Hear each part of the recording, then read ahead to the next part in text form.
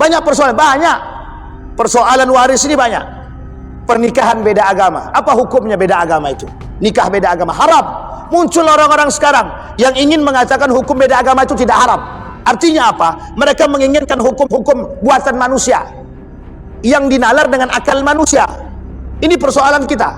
Lawan kita sama-sama. Musuh kita, Pak.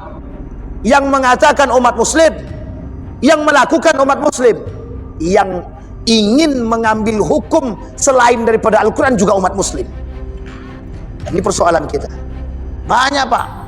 Kemarin kami temukan, apa kata mereka? Salah satu kelompok, tidak sah nikah seseorang sebelum dia bernikah, sebelum dia menikah dengan hukum adat.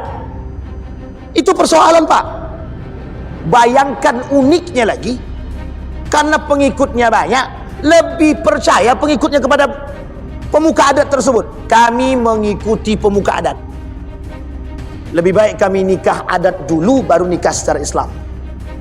Jadi nikah yang mensahkan itu nikah yang mana? Nikah adat atau nikah agama? A'udzu billahi minasyaitonir rajim. Bismillahirrahmanirrahim.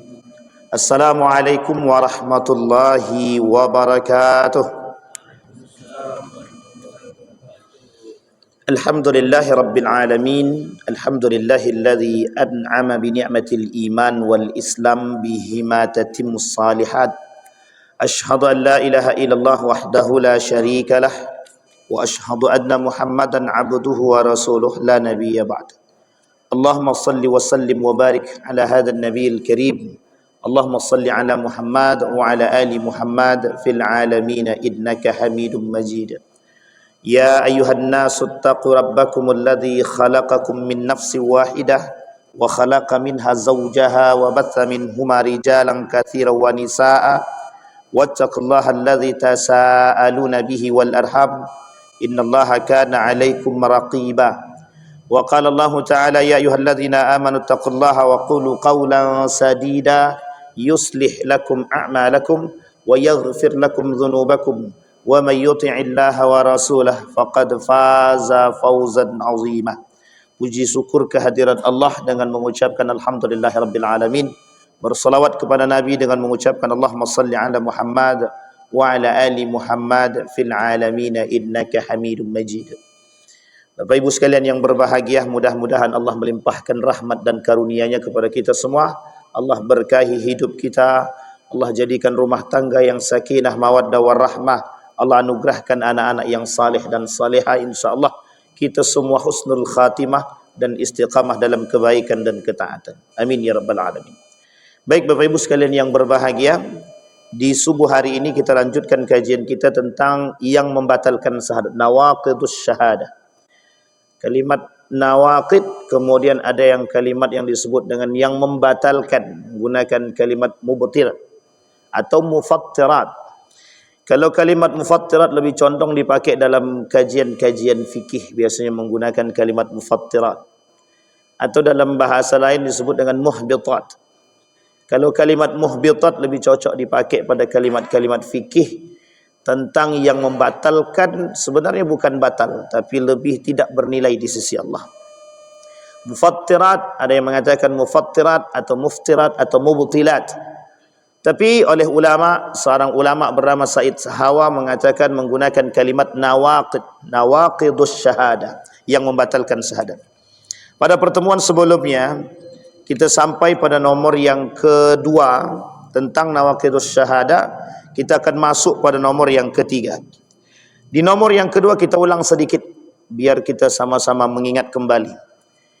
Kata Said Hawa, yang kedua yang bisa membatalkan syahadat seseorang, tidak mengakui bahwa semua nikmat lahir maupun batin itu datang dari Allah. Bapak Ibu sekalian yang berbahagia, kalau kita merujuk kepada pemahaman yang dikatakan oleh Allah di dalam Al-Quran, alam tarau annallaha sakhara lakum ma fis samawati wa ma fil ard. Allah itu memberikan segala sesuatu yang ada di muka bumi ini untuk kita.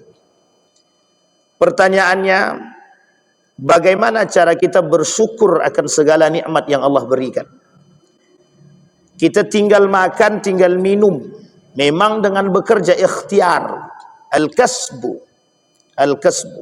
Kata Allah dalam Al-Quran, wa qul i'malu fasayarallahu amalakum wa rasuluh. Kalian bekerja, kata Allah, kita kasih hasil daripada kerja kalian. Dan kami mengakui. Pertanyaannya, kalian bekerja untuk kami atau bukan? Hari ini manusia itu lebih bekerja bukan untuk Allah. Kenapa? Karena manusia hari ini menganggap semua yang dia buat itu mampu dan dia bisa menghasilkan sendiri. Itu dilakukan oleh Qarun.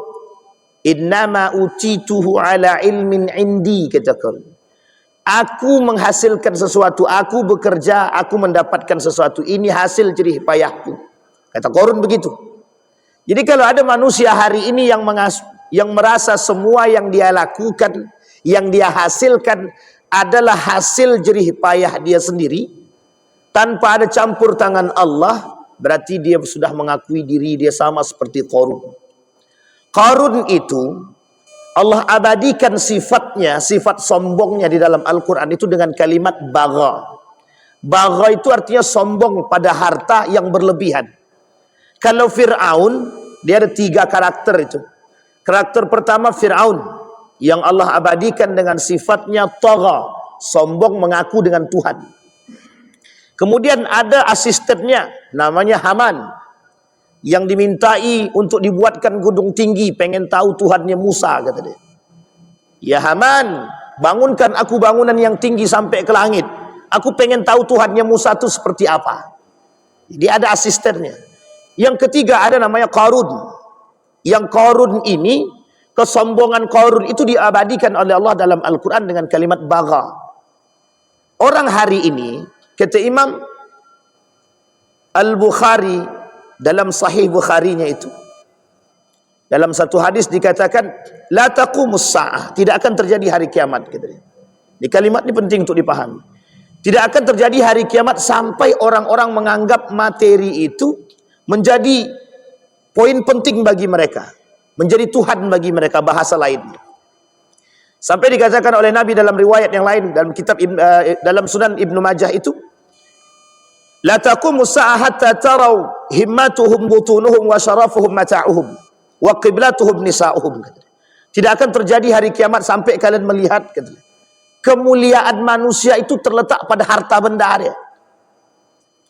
Jadi kalau manusia menganggap semua yang dia miliki ini adalah kemuliaan dia, berarti mereka tak bersyukur kepada Allah.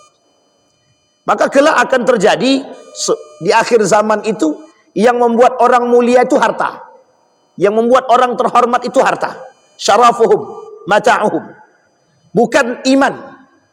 Orang beriman itu dianggap biasa, tapi orang berharta yang kaya itu betul-betul dihormati. Fenomena akhir-akhir ini adalah orang kaya yang punya harta itu pemiliki. Jadi harus dihormati, dihargai, dicium tangannya. Wah, itu berbahaya sekali. Ini yang disebut oleh Buya Hamka itu syirik modern itu begini. Syirik modern. Dan oleh Buya Hamka disebut syirik modern itu seperti ini. Bermunculan manusia-manusia yang dianggap Tuhan hari ini. Bermunculan manusia-manusia yang menganggap harta itu segalanya, tahta itu segalanya, kekuasaan itu segalanya. Ini condong, kata Imam Al-Ghazali, ini yang disebut dengan orang yang tidak bersyukur, yang tak pandai bersyukur. Nah, orang yang ingkar akan nikmat Allah ini, di dalam Al-Quran Allah tak sebut dengan kalimat ingkar. Di dalam Al-Quran Allah sebut dengan kalimat kafara. Coba bayangkan, dalam Al-Quran Allah sebut kalimatnya kafara. Kenapa tidak ingkar? Kenapa Allah tak katakan man angkara an ni'mati atau min ni'mati, tapi Allah sebut dengan kalimat kafara? Ada alasan, bukan tanpa alasan. Karena menyamakan derajat orang-orang yang tidak bersyukur itu kufur. Kenapa kufur? Karena mereka menganggap manusia lebih kuat daripada Allah. Karena mereka menganggap sama seperti Qarun. Itu yang disebut oleh Allah. Kenapa salah satu yang disebutkan oleh Said Hawa yang membatalkan syahadat atau bernilai kufur amal ibadahnya atau tak bernilai di sisi Allah itu, karena mereka tidak lagi bersyukur kepada Allah, tidak lagi melihat Allah sebagai pemegang kekuasaan. Sehingga ketika mereka dapat sesuatu, yaitu karena diri mereka sendiri. Inilah kemudian anggapan yang salah, dan itu yang banyak diikuti oleh hawa nafsu manusia hari ini. Yang kedua, yang ketiga, kata Syekh Said Hawa, yang ketiga, beramal dengan tujuan selain daripada Allah. Yang ketiga, orang beramal tujuannya selain daripada Allah. Baik, apa kata Allah? Qul inna salati wa nusuki wa mahyaya wa mamati lillahi rabbil alamin. Salatku, kata dia, ibadahku untuk Allah, hidup dan matiku untuk Allah. Bapak Ibu boleh lihat hari ini seberapa banyak manusia yang menyandarkan hidup matinya sama Allah. Sedikit, Pak, sedikit. Kenapa saya katakan demikian sedikit? Karena orang hari ini punya masalah sandarannya kepada manusia, bukan pada Allah. Ketika punya masalah datang dulu kepada manusia, bukan kepada Allah. Hakikatnya manusia punya masalah ataupun tidak punya masalah, datang kepada Allah, baru kemudian ikhtiar, baru kemudian bertawakal kembali lagi kepada Allah. Itu hakikat perjalanan kita, Pak, yang mengakui keberadaan Allah. Orang sekarang tidak punya masalah, apapun masalah, datang kepada manusia, seolah-olah manusia bisa memberikan bantuan. Uniknya ketika manusia tak mampu memberikan bantuan, yang timbul dalam hatinya adalah keras hati. Apa maksudnya keras hati? Penyakit hati. Apa maksudnya penyakit hati? Dia tak terima orang lain tak mampu membantu dia. Dia tak suka orang lain tidak mau membantu dia. Dia ungkit tuh, Pak, sekian banyak persoalan. Dulu dia susah, aku bantu. Sekarang aku susah, dia tak bisa bantu aku. Anda salah. Karena kita datang kepada manusia. Coba kita datang kepada Allah. Ini persoalan kita hari ini. Mengatakan inna salati wa nusuki wa mahyaya wa mamati lillahi rabbil alamin. Kalau betul wa mahyaya wa mamati lillahi rabbil alamin, otomatis kita menyandarkan segala persoalan kita kepada Allah. Barulah kemudian kita berikhtiar. Hasil daripada ikhtiar tadilah kemudian kita bertawakal kepada Allah. Apapun yang Allah berikan kepada kita, itu yang terbaik. Persoalan kita itu. Ada kelompok-kelompok sesat, Pak. Jabariyah, Qadariyah. Itu kelompok-kelompok sesat, Mu'tazilah, Khawarij, Syiah. Dengan berbagai macam model. Salah satu di antaranya ada Qadariyah, ada Jabariyah.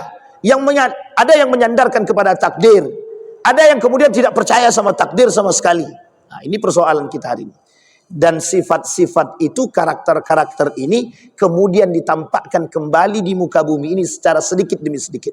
Ada kelompok Murji'ah, ada kelompok yang kemudian Mu'tazilah, ada kelompok yang kemudian disebut dengan Khawarij atau Neo Khawarij, ada yang disebut dengan Syiah dan lain sebagainya.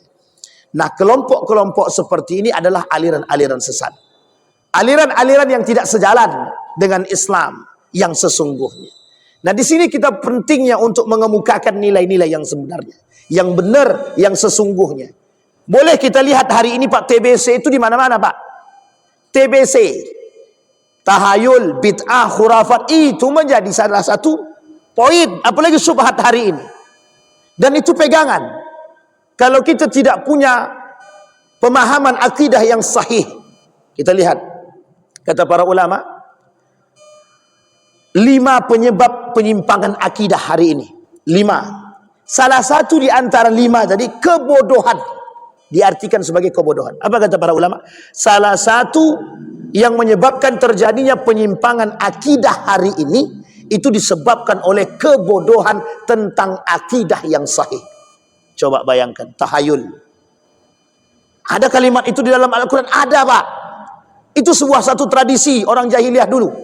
Melihat burung yang terbang di atas, kalau burung itu terbangnya lurus, dan ini sebuah tradisi, berarti akan mendatangkan keuntungan.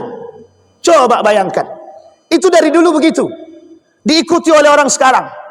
Melihat ada yang jatuh, bulu mata jatuh. Oh, berarti kalau bulu matanya jatuh sebelah kanan, dapat keuntungan, ada dapat duit. Kalau bulu matanya jatuh sebelah kiri, ada dapat musibah. Sejak kapan tiarah seperti ini? Ini tiarah, Pak. Pemahaman yang nggak benar. Bahkan ini ditentang oleh Nabi melalui ayat Al-Quran tadi, melalui hadis baginda Nabi. Kata Nabi, la wala tiarata. Tidak ada namanya urusan-urusan tiarah itu. Tiarah itu yang memandang burung terbang, seolah-olah ketika burung itu terbangnya lurus, berarti ada keuntungan yang datang. Coba bayangkan. Dan ini banyak. Ketika ada perempuan duduk di depan pintu. Oh, ini syirik juga ini. Perempuan duduk di depan pintu sebelum maghrib atau ketika maghrib. Wah, ini bertanda ini. Bertanda akan datang keburukan. Ini persoalan kita, Pak. Tantangan kita hari ini. Menunjukkan akidah yang sahih itu butuh perjuangan. Tahayul, bid'ah. Apalagi persoalan bid'ah. Banyak sekali tersebar persoalan bid'ah itu. Karena memang begitu kata Nabi, kelak di akhir zaman itu subhat, bid'ah itu tersebar. Bahkan orang yang mengingkari sunnah itu banyak. Apa kata Nabi dalam hadisnya itu? Kelak di akhir zaman orang itu tidak mau berpegang teguh dengan sunnahku, kata Nabi. Mereka akan membenci sunnahku, bahkan tidak mengikuti sunnahku. Kalau kalian temukan zaman itu, kata Nabi, itu adalah zaman tanda dekatnya hari kiamat. Itu yang ketiga. Kemudian yang keempat, memberikan hak menghalalkan dan mengharamkan, hak memerintah dan melarang, atau hak yang menentukan syariat atau hukum pada umumnya kepada selain daripada Allah. Ini Bapak Ibu, mohon maaf, kita perlu luruskan ini, Pak. Perlu kita luruskan. Hari ini tuh yang berbicara baru dia mengerti ayat Al-Quran, dia sudah menjadi seorang ahli fatwa. Mujtahid itu, Pak, mujtahid itu banyak syaratnya, Pak. Tidak bisa sembarangan. Minimal hadisnya ada, standar penghafalan hadisnya ada, standar kekuatan hafalannya ada, standar pemahaman Qur'annya ada tafsirnya, ada ilmu bahasa Arabnya, ada ilmu Al-Qur'annya, dan ini punya standar sendiri. Jangan tiba-tiba kita ini baru belajar sudah menjadi ahli fatwa, oh itu haram, itu halal. Sementara para ulama berijtihad. Dar Ifta, Majelis Ulama Indonesia, kemudian Mausu' al-Fiqhiyah al-Kuwaitiyah, itu bukan sembarangan menfatwakan sesuatu. Butuh banyak hal, butuh banyak ilmu. Muhammadiyah melalui satu urusan fatwa yang dikeluarkan oleh Majelis Tarjih, dalam salah satu fatwanya itu mengumpulkan orang-orang yang punya potensi untuk menghalalkan dan mengharamkan. Kita ambil contoh kasus baru-baru ini. Ada wanita dari Jepang, tinggal di Jepang. Kemudian banyak orang Indonesia yang tinggal di sekeliling dia. Dan ada orang Indonesia yang bekerja di Jepang, meminta kepada Muhammadiyah bagaimana fatwa kehalalan dan keharaman makanan yang ada di Jepang. Yang ada di Jepang. Terkait makanan khusus yang ada di Jepang. Kalau itu makanan khusus Jepang, kita perlu tahu, Pak, psikologi makanannya seperti apa. Maksudnya bagaimana orang Jepang itu memandang makanan tersebut. Bagaimana tingkat kebersihannya. Kemudian yang kedua yang dibahas apa? Fikih prioritasnya, Pak. Ini negara umat muslim minoritas di negara yang mayoritas bukan muslim. Bagaimana fatwanya? Apakah sama fatwa yang di Jepang dengan yang di Indonesia? Tidak bisa disamakan secara utuh, Pak. Kata Syekh Yusuf Al-Qardawi, tidak bisa. Harus ada pertimbangan. Kita ambil contoh. Dulu Saudi Arabia itu, Pak, tidak boleh namanya perempuan itu berangkat umroh tanpa ada muhrimnya. Tidak boleh. Kalau tidak ada suaminya nggak boleh, Pak. Tapi sekarang dibenarkan, diperbolehkan, dan itu dikeluarkan fatwanya, bukan tanpa sebab. Ada sebabnya, ada alasannya, ada. Dan itu tidak sembarangan, Pak. Dulu di Saudi Arabia itu, Pak, kalau kita masuk itu haram, orang non muslim masuk itu haram. Di Madinah dan di Mekah itu haram masuk. Sekarang boleh dengan visanya itu ziarah. Baru-baru ini teman saya masih di sana. Kemudian dia fotokan, dia videokan. Ini non-muslim sekarang berada di pelataran masjid. Maksudnya di perbatasan pelataran Masjidil Haram. Dia tak masuk pelataran, tapi berada di batas pelataran. Kita rujuk fatwanya, Pak. Bagaimana pemahaman fatwa? Khilaf para ulama. Nah, jadi memfatwakan sesuatu itu butuh ilmu. Kalau kita tak paham, kita akan katakan, wah, ekstrim sekali Saudi, ekstrim sekali Muhammadiyah, kan begitu. Kenapa? Karena kita tak tahu cara memfatwakan sesuatu. Yang kita pahami apa yang dibicarakan Quran, itu yang tertera. Ini namanya tekstual, Pak. Tidak bisa sembarangan mengharamkan dan menghalalkan sesuatu, itu tidak bisa. butuh banyak ilmu terkait kasus yang tadi. Kita ambil contoh Muhammadiyah tadi, dikajilah fikih prioritasnya, fikih makanannya, dan lain sebagainya. Sehingga muncullah satu fatwa, mendatangkan para pakar-pakar. Menghalalkan dan mengharamkan sesuatu, itu butuh ilmu, bukan tanpa ilmu. Jadi tak bisa kita menghalalkan, mengharamkan. Itu hak prerogatifnya Allah. Allah yang menghalalkan dan mengharamkan. Umat manusia, orang alim, para ulama hanya bersandarkan kepada Al-Quran dan Sunnah. Kembali kepada Al-Quran dan Sunnah. Kembali dulu kepada Al-Quran. Kembali dulu kepada hadis baginda Nabi Muhammad SAW. Nah, ini penting untuk dipahami.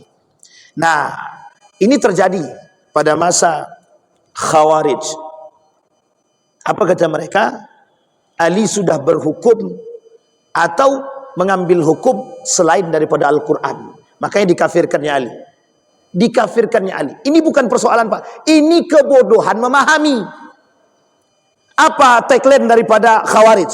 Kembali kepada Al-Quran dan Sunnah. Itu tagline-nya, Pak. Ketika di Harurah, dihasutnya orang-orang yang ada di pinggiran itu, Pak. Yang ada di pinggiran Kufah. Dihasutnya. Dengan dalih sama. Kembali kepada Al-Quran dan Sunnah. Bayangkan apa yang terjadi. Mereka halalkan darah-darah yang tidak sejalan dengan mereka. Mereka bunuh. Mereka kafirkan, mereka bunuh. Jalan sahabat Ali bin Abi Thalib. Ali punya sahabat.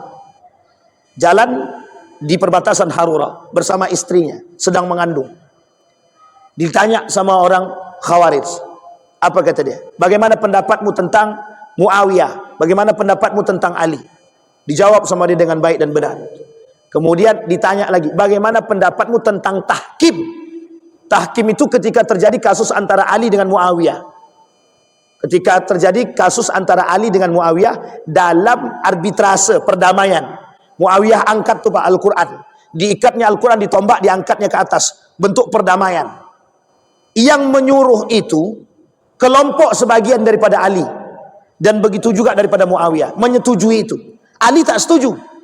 Ketika keluar, pulang daripada pertempuran perang Siffin ini. Di tengah perjalanan keluar dari barisan Ali, Pak, segerombolan orang yang tidak suka dengan keputusan Ali. Padahal yang tidak suka dengan keputusan Ali tadi yang menyetujui keputusan Ali. Apa dalih mereka? Karena Ali berhukum, mengambil hukum bukan dengan Al-Quran. Apa kata dia? Ali kafir, Muawiyah kafir, semua yang terlibat dengan itu kafir. Dibunuhnya, Pak. Yang tadi sahabat Ali, yang sahabatnya Ali bin Abi Thalib tadi jalan di perbatasan itu, istri yang sedang mengandung. Orang yang tadi mengatakan, apa kata dia? Bagaimana pendapatmu tentang tahkim? Dijawab sama sahabat tadi, Ali lebih mengetahui daripada anda. Dia bunuhnya orang ini, dan istrinya dibelah perutnya, dibunuh janinnya sekali. Sadis, Pak. Itu karena apa? Kebodohan pemahaman. Kebodohan pemahaman. Bayangkan kata Nabi, Zulkhuwaisirah. Zulkhuwaisirah itu jelas hidup di masa Nabi. Apa dia kata? Muhammad, adil. Kata Nabi, kalau aku tidak bisa adil, siapa yang bisa adil? Coba bayangkan, Nabi Muhammad dibilang tidak bisa berlaku adil. Sampai Nabi jawab, kalau aku tidak bisa adil, siapa yang bisa adil? Kata Nabi. Apa kata Umar bin Khattab? Da'nya naqtul. Udah bunuh aja lah, kata Umar bin Khattab. Apa kata Nabi? Tidak, tinggalkan dia. Nanti akan muncul orang-orang seperti mereka dari kalangan kalian, kata Nabi. Dari kalangan umatku, kata Nabi. Coba bayangkan, orang yang memahami tekstualitas Al-Quran tanpa ada guru, tanpa ada pemahaman, tanpa ada penafsiran, itu bermasalah, Pak. Itu bermasalah. Apalagi sekarang ini, mohon maaf, kita tidak menjelekkan, Pak. Sekarang ini banyak Al-Quran terjemah itu yang, mohon maaf, kalimat-kalimatnya itu banyak bermasalah. Terjemahan Al-Quran itu banyak bermasalah. Yang Al-Quran terjemah, bukan tafsir ya, Al-Quran terjemah. Itu banyak bermasalah. Makanya di sini kita butuh, Pak, otentisitas Al-Quran, keaslian Al-Quran terjaga. Masalahnya diterjemahkan ke dalam bahasa Indonesia, bahasa Prancis, Inggris dan lain sebagainya. Persoalan kita pada terjemahannya itu. Sehingga orang menganggap ketika sudah kembali kepada terjemah Al-Quran, dianggap sudah oke. Baru paham terjemah dianggap sudah oke. Sudah bisa menghasilkan fatwa, menghalalkan dan mengharamkan. Pak, tidak bisa, Pak. Menghalalkan dan mengharamkan itu butuh ilmu. Di sini konteksnya, Pak. Makanya dikatakan oleh para ulama, penyebab terjadinya penyimpangan akidah salah satu diantaranya adalah kebodohan. Maka kata Allah, inil hukmu illa lillah. Ini kalimat dasarnya, Bapak Ibu. Baik, kemudian yang kelima. Yang kelima, yang bisa membatalkan syahadat. Artinya dia beramal tapi tak bernilai di sisi Allah. Dia beribadah tapi Allah tolak ibadah apanya? Amal ibadahnya. Taat secara mutlak kepada selain Allah dan Rasulnya. Taat secara mutlak kepada selain Allah dan Rasulnya. Ini kita peruntukkan buat kita semua. Terkhusus yang sedang bekerja. Pimpinan itu bukan Tuhan. Pimpinan itu bukan Tuhan. Bukan Tuhan pimpinan itu. Artinya apa? Mematuhi ati Allah wa ati'ur Rasul wa ulil amri. Betul. Boleh kita patuhi, Pak. Ulil amri itu kita patuhi. Kita taati. Tapi bukan kita patuhi melebihi daripada Tuhan. Kadang-kadang ketakutan kita terhadap pimpinan lebih daripada ketakutan kita kepada Allah. Saking takutnya dengan pimpinan, itu semuanya yang berkaitan tentang apapun takut. Demi pimpinan jalankan semua. Ini persoalan kita hari ini. Banyak orang-orang yang takut dengan pimpinan itu. Banyak orang yang takut dengan pemegang kekuasaan itu. Bukan tidak banyak. Ini yang disebut dengan taat secara mutlak kepada selain daripada Allah. Ini yang kita sebutkan bahwa ada hari ini Tuhan baru bernama manusia. Kenapa saya katakan? Ini yang disebut dengan syirik modern, Pak. Tuhan baru manusia hari ini. Mereka punya Tuhan baru. Ketakutan, ketaatan mereka. Bahkan ketika azan berkumandang. Ketika, bayangkan uniknya. Azan berkumandang. Ini orang sedang berwudu. Dapat telepon dari pimpinan. Langsung ditinggalkannya. Itu sudah azan.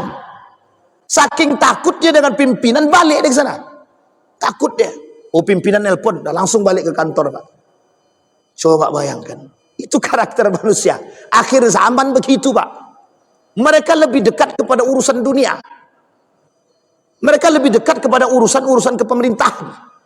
Ketakutan mereka terhadap pemimpin penguasa itu berlebihan. Sehingga yang mereka dahulukan adalah kepentingan dunia mereka ketimbang Allah Subhanahu wa taala. Nah, Bapak Ibu sekalian yang berbahagia, ini tugas kita. Bahkan Allah katakan la ta'ata li makhluqin fi ma'siyatillah. Tidak ada namanya ketaatan kepada makhluk itu dalam kemaksiatan kepada Allah. Sampaikan kepada pemimpin, Pak, setelah sholat zuhur, kami mau zuhur dulu, mau sholat dulu. Kalau pemimpinnya bilang jangan, ini genting, itu pemimpinnya yang perlu dipertanyakan. Di akhir zaman, kata Nabi, salah satu fenomena yang akan timbul di akhir zaman, kata Nabi, muncul pemimpin yang suka mengakhirkan sholat. Yang suka mengakhirkan sholat. Ini kalimat ini multi tafsir. Ada yang mengatakan itu mengakhirkan sholat, ada yang mengatakan tidak sholat. Loh, pemimpin tidak sholat, yang kemudian kita harus taati. Betul, kita taati dia dalam kemaksiatan. Bukan. Kita mentaati dia sebagai seorang pemimpin. Tapi ketika bertabrakan dengan urusan Allah, tinggalkan. Hari ini mana manusia berani meninggalkan pekerjaan? Takut dimutasi, takut dipindahkan. Kalau membangkang kepada pemimpin dalam urusan ketaatan kepada Allah, biarkan. Sekalipun harus pertaruhkan, memang harus kita pertaruhkan. Sekarang ini kita nggak berani mempertaruhkan itu. Takut dimutasi, takut dan lain sebagainya. Ini persoalan kita, Bapak Ibu sekalian yang berbahagia. Jadi ketaatan kita kepada makhluk jauh sekali. Sementara ketaatan kita kepada Allah, kita lalaikan. Kita tak takut kepada Allah. Kita takutnya kepada manusia. Kita takut kepada yang lain. Seolah-olah, mohon maaf, manusia itu menjadi Tuhan. Dan ini yang kita takutkan. Wala tuti'u amral musrifin alladzina yufsiduna fil ardi wala yuslihun, kata Allah. Dan janganlah kamu mematuhi perintah orang-orang yang melewati batas, yang membuat kerusakan di muka bumi dan tidak mengadakan perbaikan. Nah, ini penting untuk dipahami, Pak. Ini bukan doktrin, tapi ini bicara tentang persoalan. Kita kalau ada masalah, kita berhak kan. Makanya mohon maaf, Pak, kalau ada pemimpin yang salah, apa yang harus kita lakukan? Kalau kita tidak menasihati, kita berdosa. Pemimpin yang bersalah, itu kalau kita tidak menasihati, kita berdosa. Misal dalam satu jajaran lembaga ada pimpinannya tidak sholat, yang lainnya jamaahnya sholat, atau karyawannya sholat, karyawannya berkewajiban mengingatkan pemimpinnya, Pak, sholatlah. Kalau dia muslim, kalau dia tak muslim, kalau bisa diajak alhamdulillah kan. Kalau tak dia ajak juga, bagaimana caranya terserahlah, pandai-pandai dengan perilaku yang baik. Bolehkah? Boleh, tak ada masalah. Kita cuma mengajak dengan cara yang baik dan lembut. Tidak ada salah, tidak ada salah. Hanya saja kalau dia tidak sholat, dia muslim kita tahu, tapi dia tak sholat, kita tak berani mengingatkan, itu dosa, Pak. Dosa. Makanya kemungkaran, kemaksiatan yang terjadi merajalela itu karena diamnya orang-orang yang mengerti. Jadi kalau kita ini diam terhadap kemaksiatan dan kemungkaran, ya jangan salah. Tidak usah ngumpat di belakang. Tuh lihat tuh, banyak yang minum khamar. Pertanyaannya, kita berani tidak menegur itu? Kita selalu merujuk kepada pemerintah. Sekarang ini tak ada soalan lagi. Tidak bisa lagi hanya dengan pemerintah saja. Kita turun tangan, Pak, untuk memberikan nasihat kepada mereka. 1 kali, 2 kali, 3 kali, 4 kali. Kalau sudah tak mampu dinasihati, kita doakan kepada Allah. Baru kita laporkan juga, kita nasihati kepada Allah. Kita berdoa kepada Allah, ya Allah, ini orang minum khamar terus, sudah kita ingatkan berkali-kali. Ini penting, Pak. Cuman masalahnya sekarang, ada tak kita begitu? Itu persoalan kita, Pak. Itu urusan pemimpin lah, biar aja lah. Mau sholat dia mau enggak, itu tak urusan kita. Ibadah kan urusan masing-masing. Salah, Pak. Salah. Memang ibadah itu secara perhitungannya masing-masing.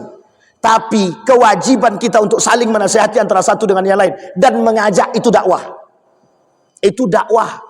Mengajak orang berbuat baik itu dakwah, dan itu tanggung jawab kita semua, bukan ustadz, bukan pemimpin, semua kita. Setiap orang yang beragama Islam punya kewajiban dalam berdakwah. Itu yang kelima. Yang keenam, tidak menegakkan hukum Allah. Ini perlu pemahaman yang lebih. Apa maksudnya tidak menegakkan hukum Allah? Kita ambil yang paling tengah-tengah dulu. Jangan kita ambil paling keras. Kalau ambil paling keras nanti banyak nolak. Kita ambil paling tengah-tengah. Banyak hari ini orang tidak mau mengambil hukum atau mengambil hukum itu atau mengembalikan persoalan itu, tidak mereka kembalikan kepada urusan agama. Mengambil hukum bukan kepada agama, bukan kepada Al-Quran, bukan kepada hukum Islam, tapi lebih kepada hukum undang-undang dan hukum adat. Banyak ini kasusnya, banyak. Contoh kasus yang paling sering kita lihat adalah waris. Banyak sekali yang merujuk kepada persoalan waris ini kepada hukum adat. Dalam hukum adat kami, laki-laki tak dapat. Jadi kami mematuhi hukum itu. Pertanyaannya, begitukah dalam Islam? Sekarang Islam tak dijadikan sandaran dalam mengambil hukum. Soal kepentingan baru kembali kepada Islam. Makanya saya katakan Bapak Ibu sekalian yang berbahagia, cari suara, cari Islam. Ketika dah kaitannya dengan hukum, hilang agama Islam itu. Jadi memanfaatkan agama saja. Banyak persoalan, banyak. Persoalan waris ini banyak. Pernikahan beda agama. Apa hukumnya beda agama itu? Nikah beda agama, haram. Muncul orang-orang sekarang yang ingin mengatakan hukum beda agama itu tidak haram. Artinya apa? Mereka menginginkan hukum-hukum buatan manusia yang dinalar dengan akal manusia. Ini persoalan kita. Lawan kita sama-sama. Musuh kita, Pak.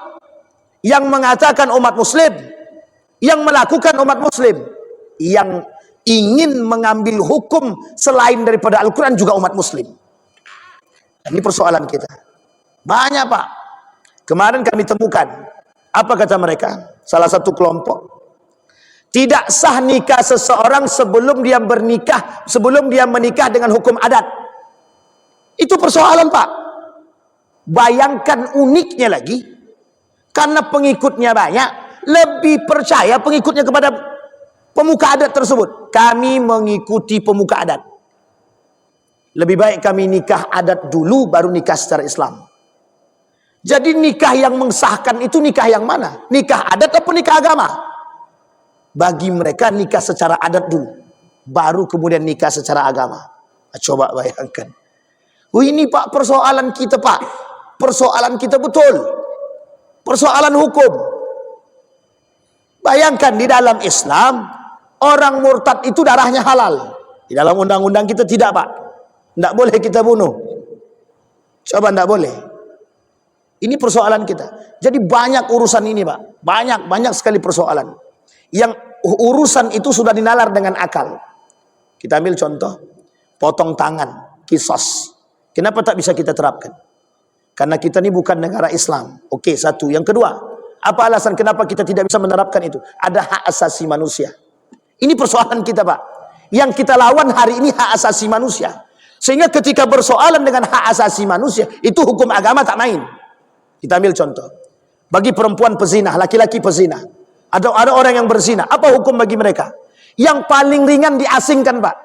Hari ini tidak, dimaklumi. Bahkan dinikahi itu, Pak. Dinikahkan. Coba bayangkan. Ini persoalan kita. Ada orang berzina tuh. Kita anggap, mohon maaf, berzina dekat tetangga itu. Berzina. Itu, Pak, kalau ada yang berzina dan kita tidak memberikan, mohon maaf, tidak memberikan hukuman terhadap mereka yang melakukan perzinahan, itu satu kampung dapat dosanya, Pak. Satu kampung dapat dosa. Mau ada tidak ada ustadz di situ, satu kampung dapat dosa. Paling ringan itu orang yang berzina nih diasingkan, dikeluarkan, Pak, dari situ. Itu yang paling ringan betul itu. Karena dirajam takut, tidak ada hukum rajam di Indonesia. Tidak ada hukum cambuk, hukum lempar batu, tak ada. Paling ringan diasingkan. Ini tidak, Pak, justru dijaga. Justru dijaga. Kita ini berhukumkan hukum negara. Betul. Kita mengusir dia dari kampung itu bukan persoalan. Itu cuma bagian kecil. Kita takutkan kita yang kecipratan, Pak, daripada dosa-dosa tersebut.